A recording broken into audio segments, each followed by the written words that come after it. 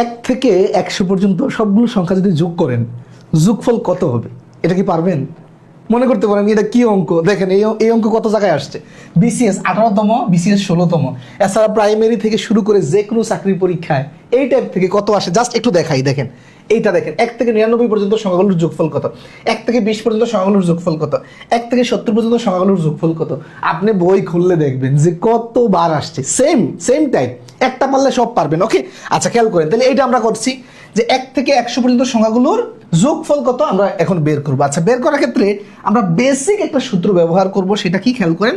আমরা জানি না যে গড় কিভাবে বের করি। আমরা দেখেন তো গড় কিভাবে বের করি। গড় বের করি এইভাবে না, যে সমষ্টি কি আমরা কি করি, পদ সংখ্যা দিয়ে আমরা ভাগ দেই, পদ সংখ্যা দিয়ে ভাগ দেই, এরকম না? আচ্ছা, এখন আমাকে এখানে সমষ্টি বের করতে হবে। সমষ্টি মানে কি? যোগফল বের করতে হবে।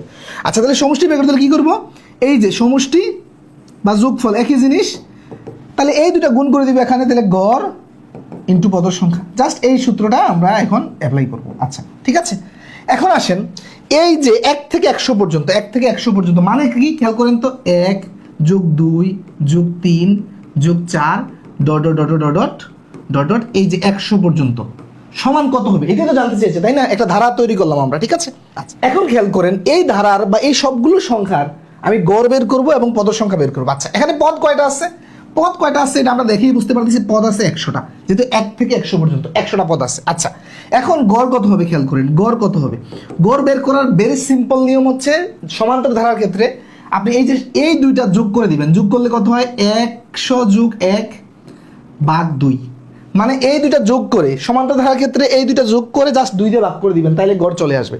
আচ্ছা, কত হয় দেখেন তো, 100 আর 1 যোগ করলে 101 আর 1 2 দিয়ে ভাগ। এখন খেয়াল করেন এই জায়গায় অনেকে একটু ভুল করবে, ভাগ দিবেন না, যেভাবে আছে সেভাবে রেখে দেন। এখন আসেন কি করবেন, এই জায়গায় বসাই দেন। গড় কত পেয়েছেন? 101/2। পদ সংখ্যা কত পেয়েছেন? 100 পেয়েছেন। খেয়াল করেন কেন আমি ভাগটা দিলাম না, এই যে 2 দিয়ে এখন 100কে আমার ভাগ চলে যায়, এটা হচ্ছে 50।